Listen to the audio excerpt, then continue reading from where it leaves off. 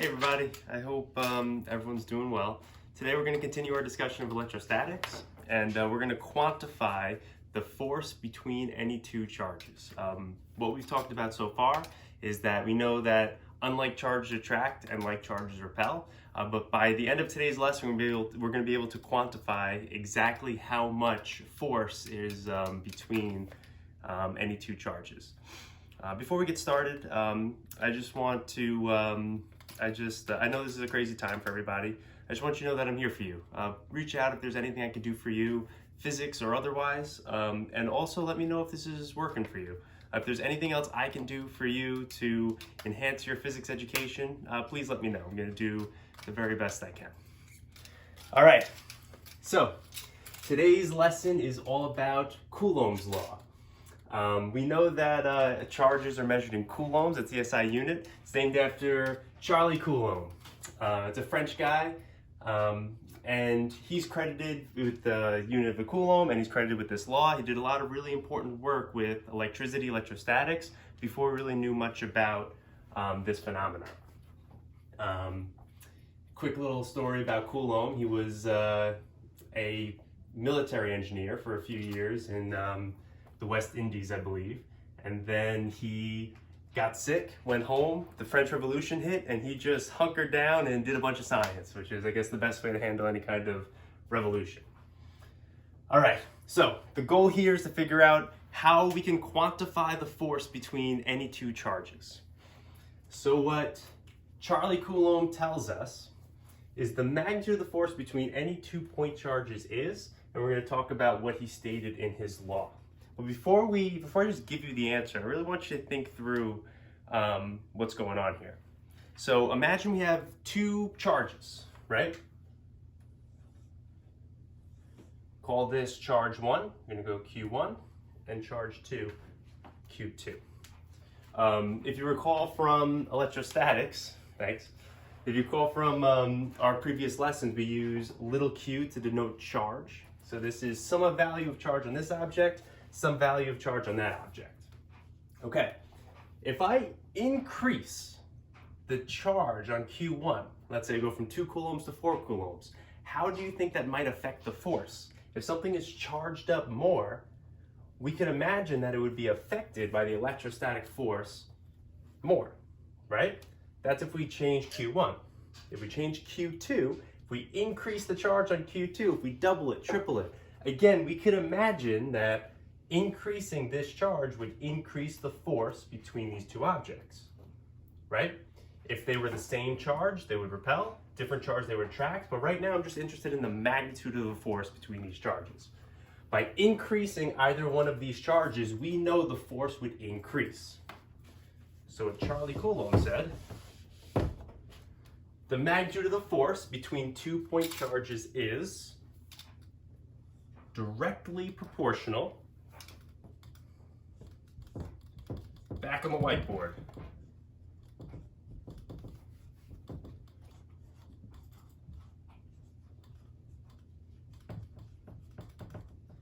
it depends on Q1 and Q2, so it's directly proportional to the product of the charges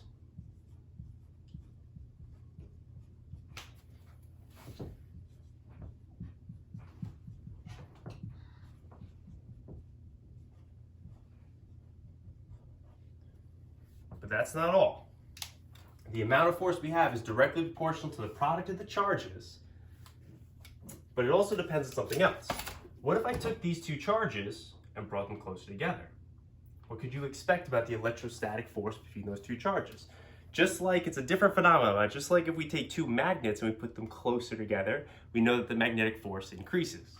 This is a different phenomenon, but if you could imagine, if we bring these charges together, if we get closer, the effect those charges will have on each other will increase. Closer means we're decreasing the separation between the charges, right? If we increase the separation between the charges, we know the electrostatic force decreases. So because of that difference, force increasing with distance decreasing, that means it's inversely proportional.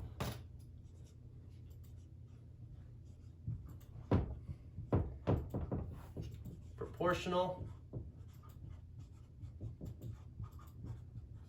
2 has to do something with the distance between the charges, the separation between the charges. But it's not just inversely proportional to the separation, it's inversely proportional to the square of the separation. We found another situation where the inverse square law holds.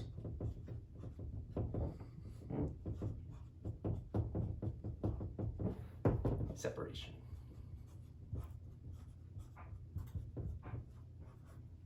Okay. So our goal is to quantify. I want to put numbers here, but at least we can see how some of these things are related. The magnitude of the force between the charges, directly proportional to the product of the charges, inversely proportional to the square of the separation. If you want to write this out mathematically, we can say F sub E. I didn't put an arrowhead over that, so we're just talking about the magnitude of the force. And that little subscript E is the electrostatic force. So the magnitude of the electrostatic force is not equal to, but is proportional to. We talked about this little symbol of proportional to. It's like an infinity sign cut off at the end. Directly proportional to the product of the charges and inversely proportional to the square of the separation R. This is why I love math. Look, I wrote this in 2 seconds, what took me an entire board to write. The electrostatic force is directly proportional to the product of the charges, inversely proportional to the square of the separation. All right, let's erase and we will go on. So it's great to know proportionalities, but we want an equation. We want to be able to calculate exactly how much force in newtons is going to be between these charges.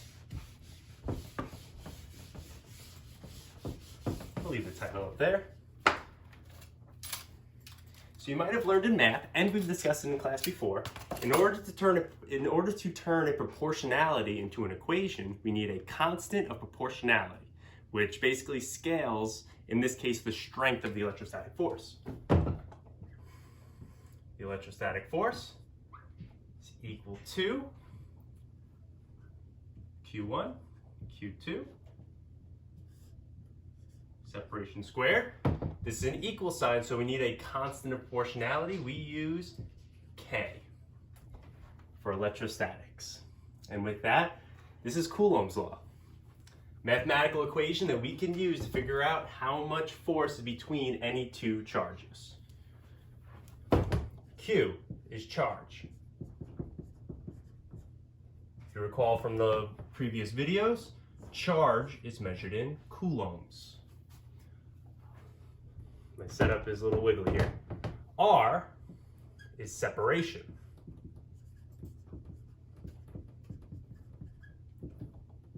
Separation is a fancy word for distance, right? We need to know exactly how much space is between these two charges. We measure that in meters, okay? And K, our constant of proportionality, to turn this into an equation.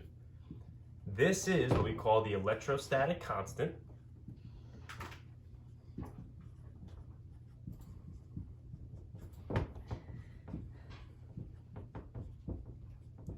All right, the electrostatic constant. So what do we measure the electrostatic constant in? Well, our goal here is to make sure we have newtons on this side. We want a force on the left side of the equation. We know it depends on the charges, depends on the separation. We need to give the correct units to K to make sure we end up with newtons on the left side. I'm gonna tell you guys a secret. I don't memorize the units for K. When I'm writing up here on the board, I figure out the units for K based on what we have in our equation, right? This is charge in coulombs. It's gonna be coulombs times coulombs, so it's coulomb squared up here, meter squared down here. We need to give K the correct units to make sure that everything cancels out, to make sure that there's newtons on the left side. The electrostatic constant is measured in Newton meters squared per coulomb squared. Right? Coulomb squared, meter squared, everything cancels. We end up with newtons, which is how we want to measure our force. Okay, But it's not enough to just know what units the electrostatic constant is. What value does our electrostatic constant have? It's constant throughout the entire universe and tells us how strong this force is between these two charges. Through experimentation, which Charlie Coulomb did for us, we know that K is equal to 8.99 times 10 to the 9th power. And that is, like I said, Newton meter squared per Coulomb squared. Okay. Now, I have this number rattling around my head. You don't have to memorize that number. This is on page 1 of the Regents reference table. I'd have to look again on the AP1 reference table to see where it is. But this is the electrostatic constant for K, and here is Coulomb's law. Don't have to memorize this. You could reference it in your reference table. All right. This tells us the amount of force, the magnitude of force between any two charges, but how do we figure out direction? I just want to add one more thing to our equation here. Because our goal is to figure out the amount of force, but we know that we can have positive charges and negative charges. So in order to avoid any confusion, always just plug in the amount of charge you have. Those bars mean absolute value. So even if you have a negative charge, just plug in the value of the charge you have, and that'll give you the value of the force. You're going to use your knowledge of physics to figure out the direction of the force. Okay. So we know for direction, like charges are going to attract, opposite charges going to repel. So what if I have, let's say, a 1 Coulomb charge and a 2 Coulomb charge? Which way is the force going to go? Well, if I look between these charges, we know that these are like charges, they're going to repel. So the force will be repulsive.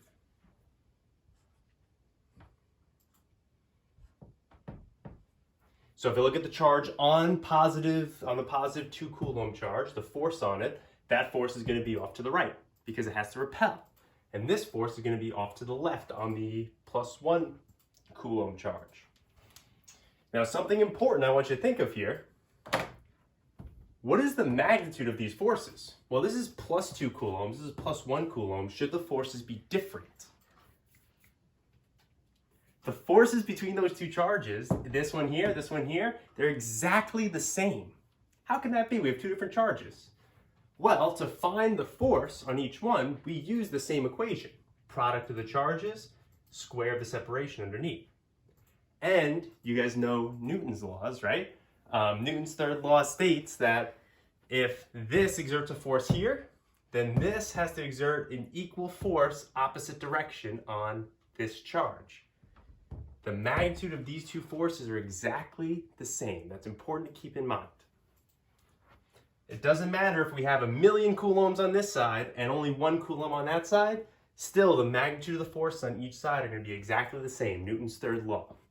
Just like I have a mass of, let's say, 70 kilograms, the Earth has a mass of 10 to the 24th kilograms, right? But the force between us both is exactly the same. I pull up on the Earth with the same force that the Earth pulls down on me.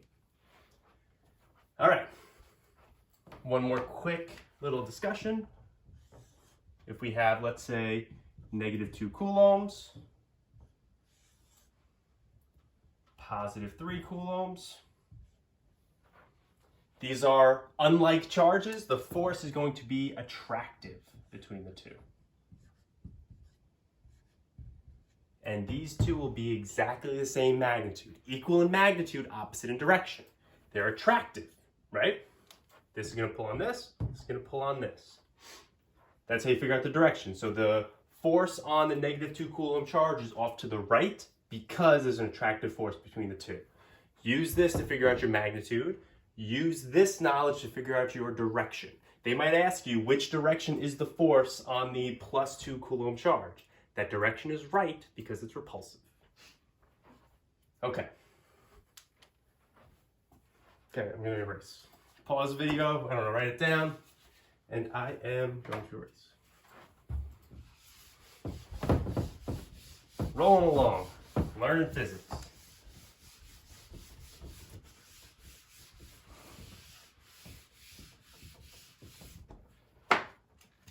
All right, I'm just gonna rewrite Coulomb's law here for a second. K, Q1, Q2 over R squared. Now take a close look at that equation for a second. Doesn't it look like eerily familiar to like another equation that we had? If you think back a few months, the universal law of gravitation was capital G, M1, M2, all over R squared. It's the same form as our electrostatic force equation with different intrinsic properties. The reason why we have a gravitational force is because we have mass. The reason why we have an electrostatic force is because we have charge. The difference here is the gravitational force is only attractive. Mass will only attract other mass, where the electrostatic force can be attractive or repulsive. Okay, and something else to keep in mind. Watch this. If you remember capital G, it was about 6.67 times 10 to the minus 11th Newton meter squared per kilogram squared, right? And we said K was 8.99 times 10 to the 9th power Newton meter squared per Coulomb squared. Okay, which force is stronger? Think it through, keep it in your head. We're actually going to do an example where we compare the gravitational force of attraction between things and the electrostatic force of attraction between things. Okay. Oh, also, both of these, inverse square law, right? So we talked about this already, but I just want to remind you, if I plotted the force on this side, could be electrostatic or gravitational, they're both inverse squares, and I put the separation down here, what should that shape of that graph look like? That's something you should keep in mind. It's going to be an inverse square relationship. Asymptotically reaches infinity as we make r smaller and smaller and smaller, and then asymptotically reaches 0 as we make r greater and greater and greater. Classic physics questions might ask you, what happens if we double the charge? What happens if we double the separation? What happens if we half the separation? We're going to work on some of those problems in the future. All right, what do you say we try some examples? I think we're ready. Gonna erase.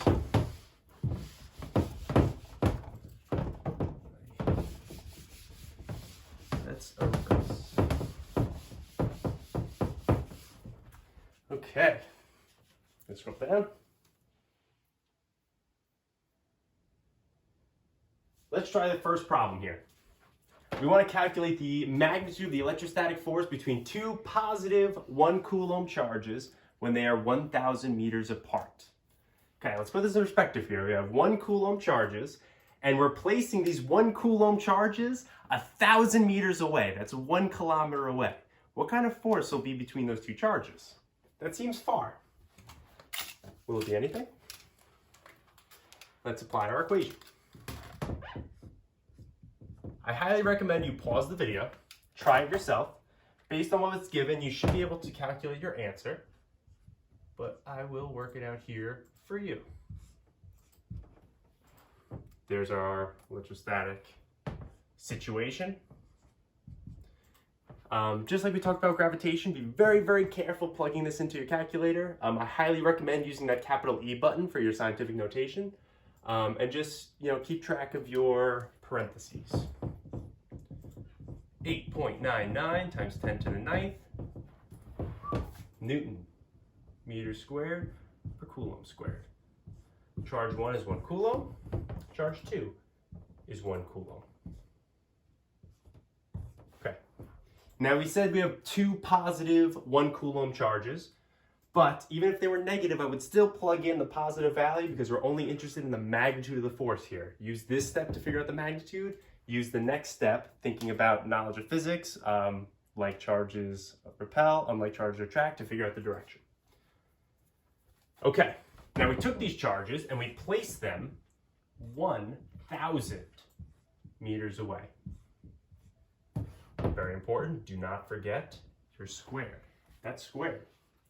So these two 1 Coulomb charges 1,000 meters away, it gets squared in the denominator. What kind of force is between these two charges? The electrostatic force, pause the video, work it out, drum roll, here's your answer.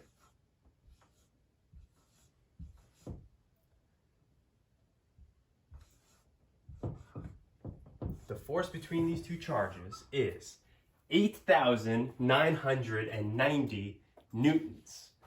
Now, what does that mean? This is a huge amount of force. This is the force you would need to hold up about 2,000 pounds. It's like a car. Same force you would need to hold on a car. And we took these 1 Coulomb charges and put them 1,000 meters away from one another. That's amazing. So some key takeaways here is a Coulomb is a huge amount of charge. I know we've talked about coulombs and we're kind of comparing them to elementary charges, but a Coulomb is a huge amount of charge because taking this and putting them 1,000 meters away, we have this huge force. In general, when we charge objects, they don't acquire coulombs of charge. They tend to acquire nanocoulombs of charge or microcoulombs of charge. Like rubbing a rag on PVC, like we were talking about in the last video, you're not gaining newtons of charge. You're only gaining nano coulombs of charge or microcoulombs of charge. And not only that, but the electrostatic force is an extremely strong force. That's the big takeaways here. Okay. What do you say we try a trickier example? Okay. I am going to erase. This is another fundamental force of nature. We talked about gravitation being a fundamental force of nature. The electrostatic force. Electromagnetism is another fundamental force. And we'll talk about what we mean later when I say electromagnetism. All right. Next question.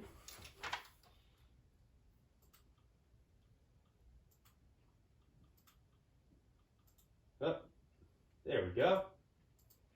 Next thing I want you guys to do is I want you to compare the electrostatic force and the gravitational force between a proton and an electron when they are 1 times 10 to the negative 10th meters apart. What this actually is like a hydrogen atom. You have a proton, you have an electron. That's the simplest case of what a hydrogen atom can be, right? 1 proton, 1 electron. This distance, 1 times 10 to the negative 10th, is about the distance apart in a standard hydrogen atom. This we call an angstrom. They're 1 angstrom apart. So I want to compare the electrostatic force between these charges and the gravitational force between these two charges. Do these two charges have a gravitational force between them? The answer is yes, because both of these charges have mass. A proton has mass and an electron has mass. Something we've talked about in our videos is the proton is about 2,000 times more massive than the electron, which implies that they both have mass. So there should be a gravitational force and an electrostatic force. So how do we compare the two? What does it mean to compare? Mathematically, quantitatively. Whenever I see that word compare, I think in terms of ratios, especially when we're dealing with numbers at this magnitude. We're going to create a ratio of the electrostatic force to the gravitational force and try to get some kind of factor of a comparison between the two. Another thing that we need, I'm sure you guys are thinking ahead trying to figure out how to solve, how much charge does each one have? How much mass does each one have? Those are numbers that you do not need to memorize. It'll either be given in the question, it's on the front page of the Regents reference table, and I have to double check to see what numbers are given in the AP reference table. But You don't have to memorize these numbers, the mass on each and the charge on each. So let's find the electrostatic force first. Again, highly recommend pause the video, work it out, skip ahead to the end, and then you can see if your answers match. The electrostatic force between the proton and the electron. We know K to be 8.99 times 10 to the 9th Newton meters squared per Coulomb squared. What's the charge on each one? The charge on a proton and the charge on the electron are equal in magnitude, opposite in direction. Opposite in sign, excuse me. Equal in magnitude, opposite in sign. They are both 1.6 times 10 to the minus 19 coulombs. Minus 19, really tiny. 1.6 times 10 to the minus 19 coulombs. That's the smallest amount of charge we could have alone observable in nature.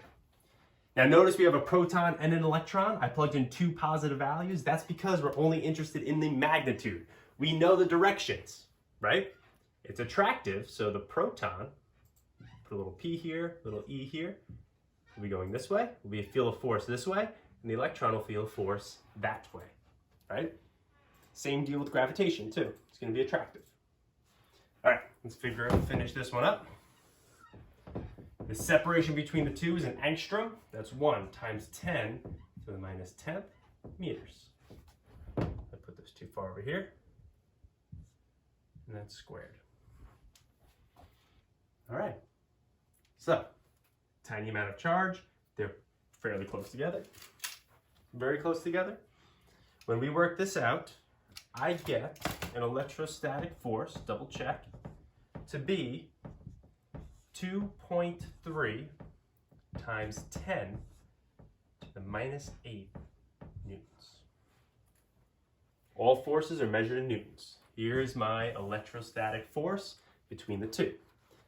I just want to let you guys know this is a classic physics question that we're working through right now, comparing the electrostatic force and the gravitational force between these two particles.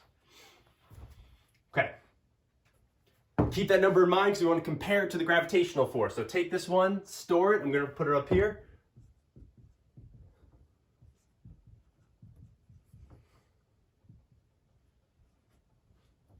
And I'm going to erase. Get out of the way for a second so you can see. All right. Next, we want to compare the gravitational force between the two. That is G m1 m2 over r squared. All right, so what's the gravitational force between the two? This seems to be a fairly small amount of electrostatic force, right? On the order of 10 to the minus 8. That's 23 nanonewtons, right? Let's see how much gravitational force is between the two. You always want to think about what these numbers mean. Don't get lost in the math. Take a second and really try to visualize what's going on. All right, capital G, you know, is 6.67 times 10 to the minus 11. And that is Newton meters squared per kilogram squared. 10 to the minus 11. M1, we'll use the mass of the proton first. That is 1.67 times 10 to the minus 27 kilograms. This could be given in the question. Something that we haven't really talked about yet, but we might try to explore the Regents reference table a bit because you guys will be responsible for knowing how to navigate it. But all important physical constants that you might need would be right on page 1. You would just be looking up the rest mass of the proton. Now, what does that term rest mass mean? Hold off, we'll talk about it a little bit later in a future lesson. All you need to know is the mass of the proton. This is the proton, this is the electron. Hope I can fit it. I'm going to try to squeeze it in here. The mass of an electron, if you look it up, is 9.11 times 10 to the minus 31 kilograms. Guys, these are tiny things. We're dealing with the smallest masses in the universe, right? This isn't the smallest mass of any particle, but these are really tiny. All right. We are on the subatomic scale. And these are 1 times 10 to the minus 10 meters squared. All right. Again, very careful plugging these into your calculators. Be aware of all the scientific notation. But if you work it out, check me.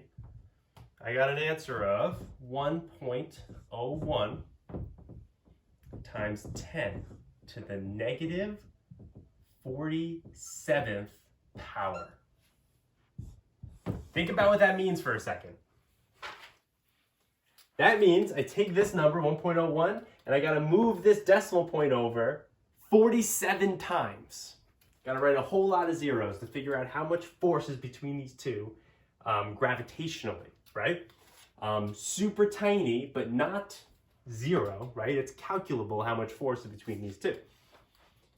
Now this 10 to the minus 8 doesn't seem so tiny anymore, right? In comparison. That's why orders of magnitude are always important, because we could use the orders of magnitude to quickly compare these two numbers. They're very hard to visualize, so if we focus on the orders of magnitude, it's a little easier for our little brains. Okay. Now, we want to compare the two. So we take a ratio of the electrostatic force to the gravitational force. We don't really need the mantisses, which is the number in front. We really only need the order of magnitude, just like I said. This is on the order of magnitude of 10 to the minus 8 for the electrostatic force. This is on the magnitude of 10 to the minus 47 for the gravitational force. Working this out, knowing how to handle exponents when we divide them, we could just subtract. Negative 8 minus 47 ends up being 10 to the 39th power. That's how different the electrostatic force is to the gravitational force. It's a huge difference. The proton and the electron have a relatively strong electrostatic attraction between the two, but a relatively super weak gravitational attraction between the two. So small, in fact, that we could ignore the gravitational effects and just focus on the electrostatic effects. It's a huge number. Write out all those zeros. That's crazy. All right. And let's try one more question. Conceptual question. But make sure we can quantitatively figure out the force between the two. I'm going to say it again. You use Coulomb's law to figure out the magnitude of the force, and you use your knowledge of physics to figure out the direction. Are they like charges? Are they unlike charges? I'm going to erase. Take a look. Erase. Last thing, and then we are done for today. Or tonight, I should say. Or I'm done for today. Okay. Gonna scroll down. Keep freezing. There we go. So 2 quick conceptual questions. Like I said in the beginning of the video, sometimes we want to compare what happens if we double charges, half charges. If we double the separation, half the separation. So let's take a look. 2 charges attract each other with a force F. That statement itself gives us a lot of information. We have these 2 charges. We know they attract each other. So we know that they are unlike charges. But we're not really interested in the direction here. We want to know how the magnitude of this force changes. They attract each other with a force F. If one charge was doubled and the other charge was tripled, how would that change the attractive force between these 2 charges? Well, if you look at Coulomb's law, always use your equations to figure these out. Well, what changes here? K doesn't change. That's a constant of the entire universe. No matter where you go, K will always be the same. The separation doesn't change, so because it wasn't mentioned, because the separation stays constant. So if Q1 was doubled and Q2 was tripled, the 2 here, so 3 here, they're multiplied together. The force between the two is going to be 6 times as great, because the electrostatic force is directly proportional to the product of the charges. Now, how did I identify which one was Q1 and which was Q2? Does it really matter? If I switch them up and say this was 3 times, this was 2 times, we still get the same answer. So we double one, triple the other, we have 6 times the force between these charges. And something to keep in mind, even though one was doubled, one was tripled, the magnitude is equal for both, right? This one pulls with this with 6F, this one pulls on this with 6F.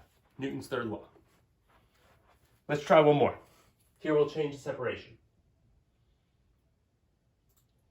2 charges attract each other with a force F. One charge is doubled and the distance between the charges is doubled. How would that change the attractive force between the charges?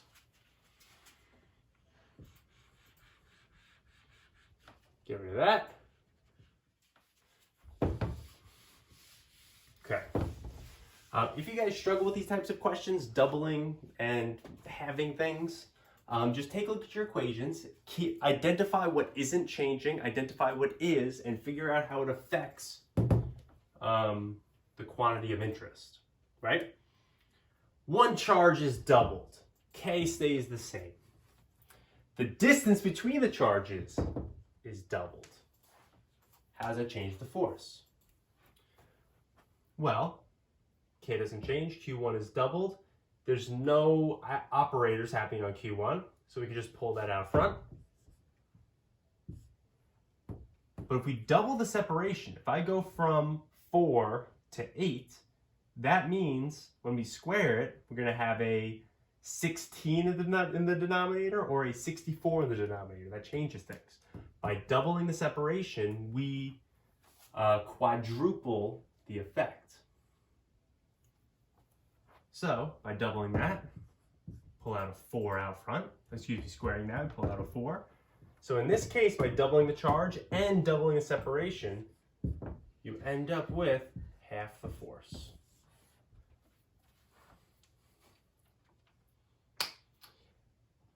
When it comes to inverse square laws, it depends much more on the separation between them, because that's squared, than it is the charges. All right.